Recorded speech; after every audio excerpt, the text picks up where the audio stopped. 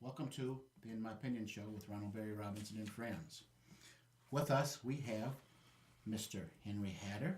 Good evening, Ron. Good evening. We have Miss Tracy Blackwell. Hello, Ron. And next we have Mr.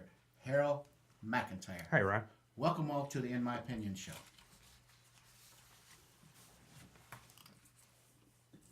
Tracy, in your opinion, what does Barack Obama's presidency mean to the United States and the world? Actually, this is a four-part question, but I'll just ask two right now. What does his presidency mean specifically to African Americans, to Africans in America, and other people of color? Let's go with the first one first. What does his presidency mean to the United States and the world? I think it's a return to the ideals of democracy, that the government is by the people and for the people, and people can lead themselves. I think he comes off as one of the citizens, not part of the elite. So I think the United States believes that it's a return to democracy where we're all in this together and we'll hunker down together and solve our problems. Do you think that that the people that voted for him felt like he was more trustworthy than John McCain? I wouldn't be. I don't know if they would say that. Whether I believe they thought he was more trustworthy. I believe they felt he had the same ideals that they had, and that he shared a belief on certain issues about our country and about the people and about the way government should be run. He brought us back to the ideal that our leaders should be servant leadership, that they're in service to the country, that they're in service to the people, not just in service to the lobbyists and in service to one another and their own benefits and tenure and seniority. Harold, what is your thoughts? I certainly can agree with a couple of the thoughts that Tracy was saying, but I think he represents a new direction for not only the blacks in this country or for the black people, but he represents a new direction for the entire country. Even some of the foreign countries, he represents a new direction, a new belief, a new understanding. So he represents all of those things for this country and for other countries. Henry, what is your opinion? I'm going to agree with both of them, but I like Tracy's response. Tracy noticed how she went back to the Constitution without saying it, that we're a government of the people, by the people, and for the people. I do not hear African Americans embrace those thoughts in the past, but here's one. She's emerged that to the surface. And as I've said all along, you cannot always resolve issues in terms of race. But, and I think, like Harold says, it represents a new direction. And that new direction is that we're becoming more of the melting pot that Constitution envisioned. And you have to use your creative senses and your body fluids to invigorate yourself to believe that was the intent of the shapers of the Constitution, which means that it ushers in a whole new generation of thinking Americans, and of many Americans now, irrespective of their race, will do things far beyond what they had ever envisioned. And it also represents the direction that the country will be going by 2050, when the whites in this country will no longer be the arithmetic and political majority. And I think it's either by accident or by fate, by providence, that we elected Barack Obama at this time, because I think it helps white Americans to maintain a dominance in in their positions as the country reshapes itself to incorporate other people of color, and that's important.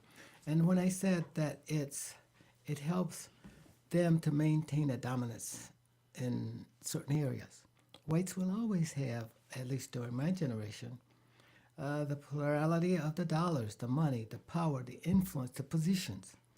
And so it's an easy transition into onto a new platform in which we will all benefit. But you know, I'm certainly glad that Barack Obama is the president. But let's make no mistake about how he got there.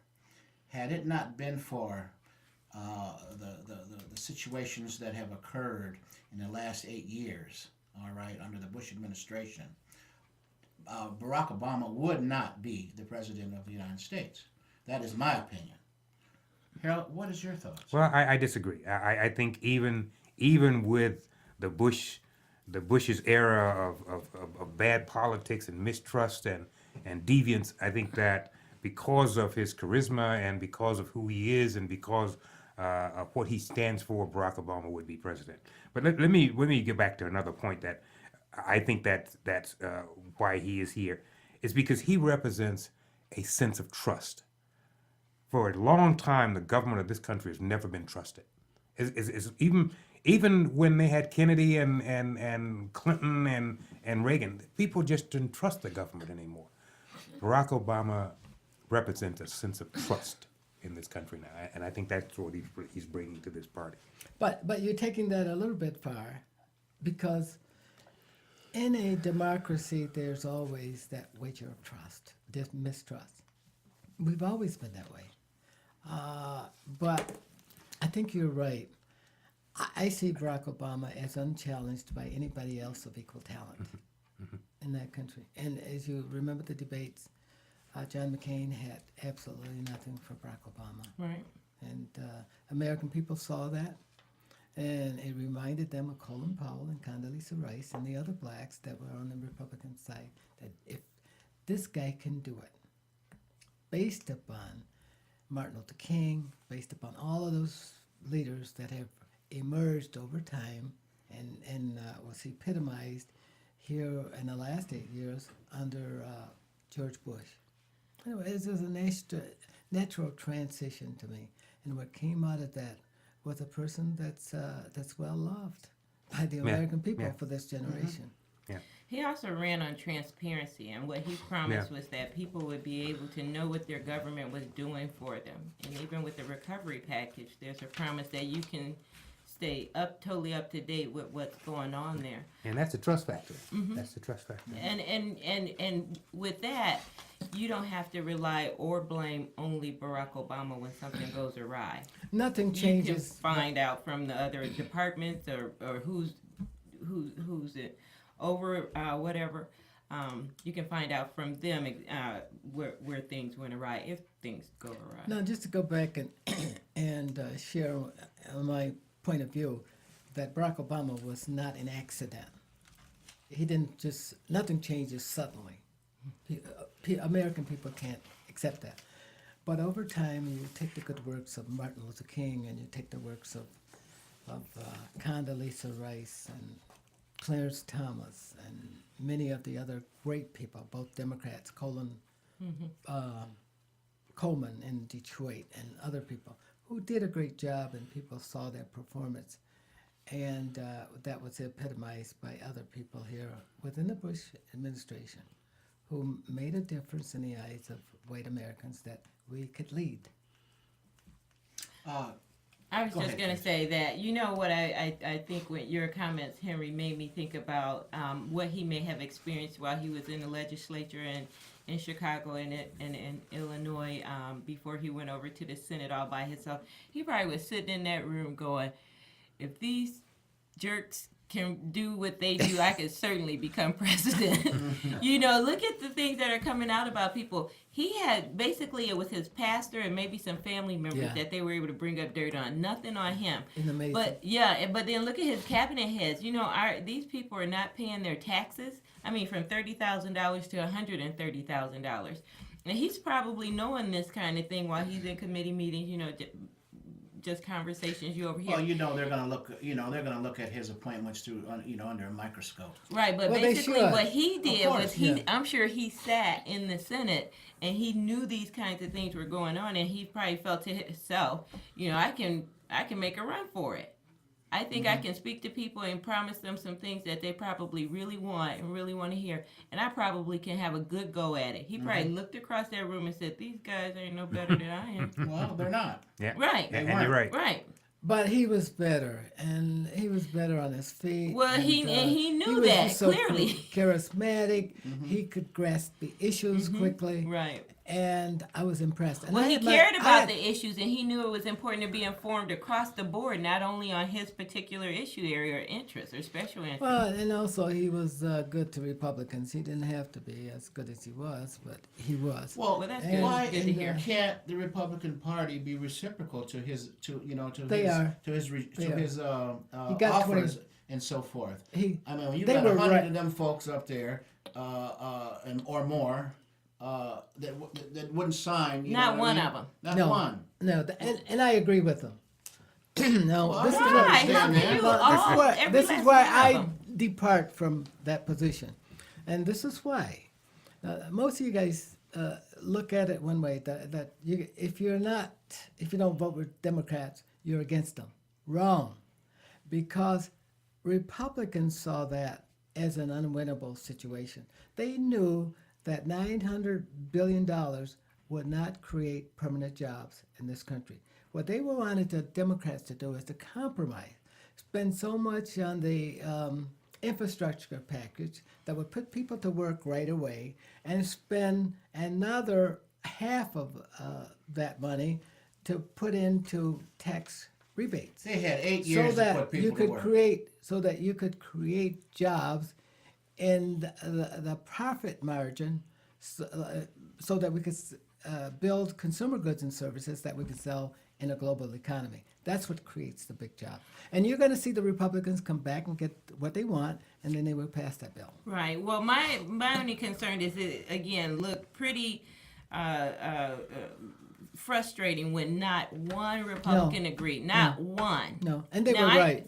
And I was sympathetic to the Republicans on that one. And I think that many Democrats were too. We're gonna change. There were 10. We're gonna change gears and make it a little lighter here. Only 10? Just into the, in my opinion, message board. Tetanus shot. Keep your vaccinations up to date. An old man in his mid-80s struggles to get up from the couch, then starts putting on his coat. His wife, seeing the unexpected behavior, asks, "Where are you going?" He replies, "I'm going to the doctor." She says, "Why? Are you sick?" He says, "Nope, I'm going to get me some of that Viagra stuff." Immediately, the wife starts working and positioning herself to get out of her rocker and begins to put on her coat. He says, "Where the heck are you going?" She answers, "I'm going to the doctor too." He says, "Why? What do you need?" She says, "If you're going to start using that rusty old thing, I'm getting a tetanus shot." Get your shots, folks. That was a Republican joke. Yeah. I was thinking, yeah.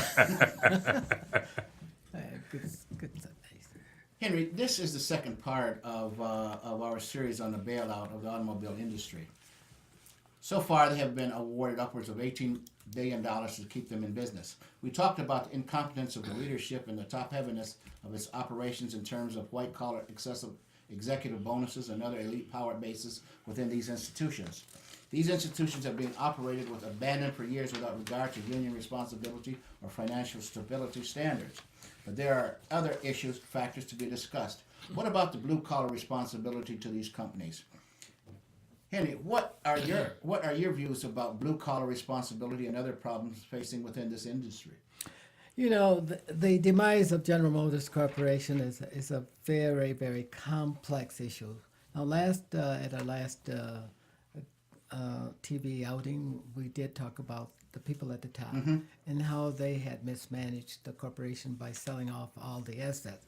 Now, just to begin that continuation of this discussion, what should have happened when Toyota and Honda and them in the 1960s introduced the first automobiles into this country, at a time that General Motors, for example, had 57% of the automobile marketplace. And they should have begun downsizing at that time. They didn't. what they did, they sold off the assets, poured that back into the profit statement to make it look as though things were good and well with General Motors Corporation. Tax stockholders benefited by it, and some of them had the same greed that the people at the top had. They wanted to make sure that their returns on their investments were maximized. So they were kind of caught in limbo there, and they had to listen to their stockholders.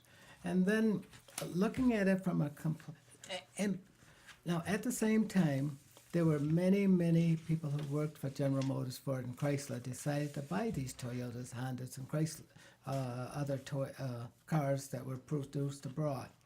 And they claimed that they were better than the American products. And American automobile manufacturers kept these people on the payroll for 50 years. They just got rid of the last of them yesterday, I believe, when they got rid of the people in the pool of individuals that had no jobs. The job Getting bank. 90%. job bank? Yes. But what's going to happen to these people and- that don't have a cushion, okay, so to speak? They will suffer like the mainstream Americans, as they should. Henry, So- you're No, that's unfair. I mean, you've got people working for 20 and 30 years, and due to circumstances beyond their control, they have no more job. Okay? Well, no, Now you're gonna. Now they got people. They got children in college. They got mortgages. They got everything that most other Americans have. What about the other 80% of people that don't have that, never had it? We who worked for General Motors, Ford, and Chrysler have always had great benefits and great incomes. And I can sympathize with people who say that they didn't have those kind of opportunities. And those of us who worked for General Motors here in this city have residual wealth, and we should have residual wealth. If you worked for General Motors Corporation for 30 to 40 years, you earn the top wage. You were in the top 10% of the largest wage earners in the world. And you should have been saving some of that money, banking money that other people never had an opportunity to bank. We should have benefited by working for General Motors. Yeah, but we went out and bought all of these foreign cars, and as you look around the country, you see not so many American-made cars anymore. You see all of the Hondas and Toyotas. Henry, all of them. You really wanted a Honda, didn't you? No, Henry's flipping the script on us again. I No, know. We no, talking about no. the job bank. No, What- we aren't talking. we're that's what talking he about- was asking. That's what No. Ron was asking. What's going to happen to those people in the job bank? I said this discussion is about General Motors and about the blue collar people. Well, Fords and Chryslers yeah, okay. are No, incorporated but in the this. job bank was only a part of that. Right. But Okay. that question he was asking was, Yeah. what about the job bank? I was done with that. Oh, you- yeah, I was you all done with that and There was moved on. There was nothing much to say about that. But the other type of issues that went on in General Motors that helped to bring about its demise were the kingdoms inside General Motors. General Motors Was the a what lot- inside General? Kingdoms. Oh, okay. General Motors was the largest corporation in the world. Okay. Had worldwide influence throughout the globe. And yet they began to dwindle and sell off those assets. I mean, that were worth billions and billions of dollars and trillions of dollars.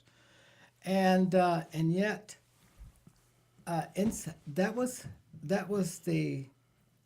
was how we tried to deal with a problem that should have been dealt with in other ways. For example, we had the kingdoms.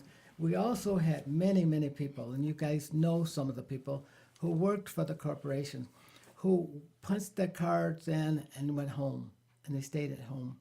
And when they were asked to do a job, they did it rather slowly and without any necessary directions. I There was think always some conflict. people would that- beg to differ with you.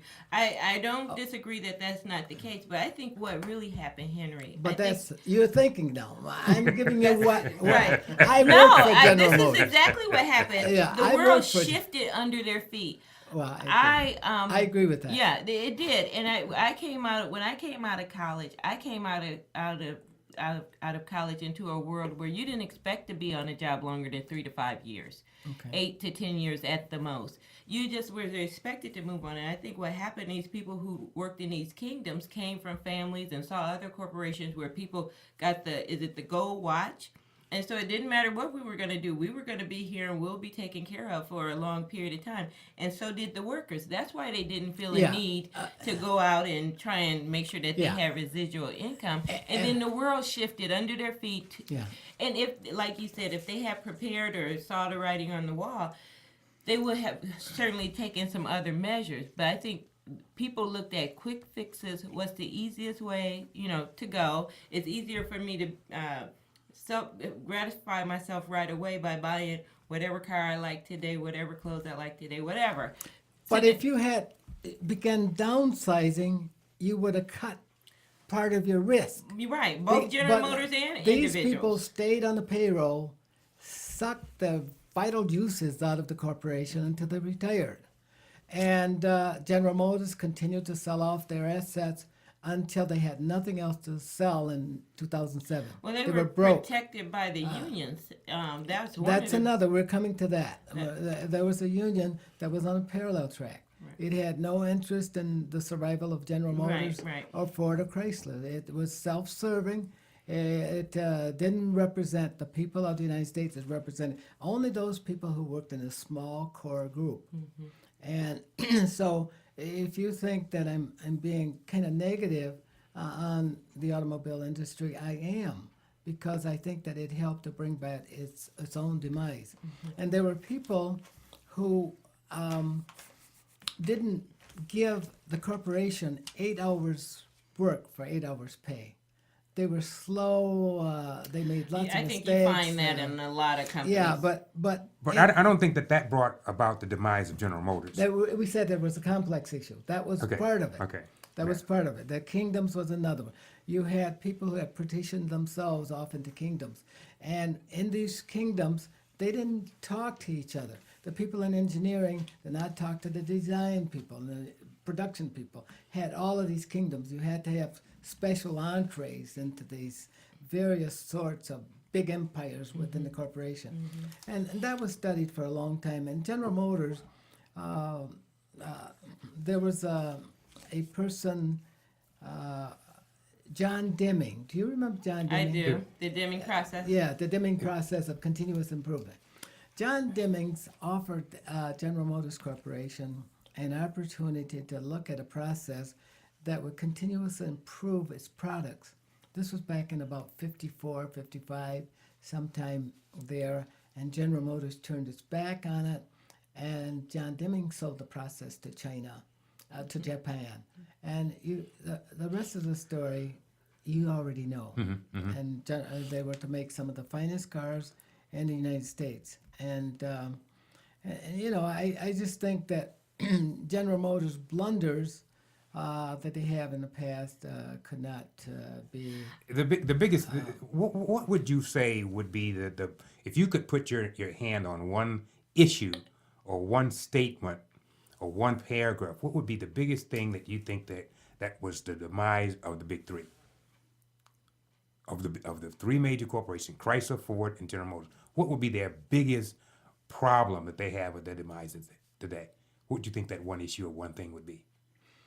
Well, I don't know whether you can resolve it to one, because there were other people impacting. Well, this, I think you can. I think you can use one, in my opinion. But But what would you think that those maybe two would be? Well, I think that General Motors and Ford and Chrysler failed to hold the cost of their products. Okay. Okay. That's a major one. But What about union wages? Well, that's part of it. And then the other one is the market share.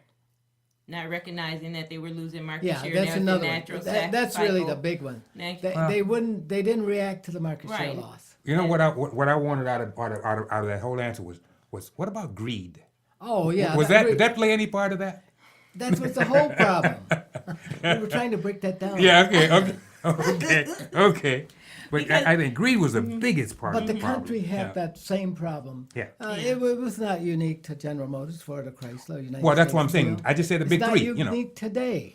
No, it's not. Even No, it's not.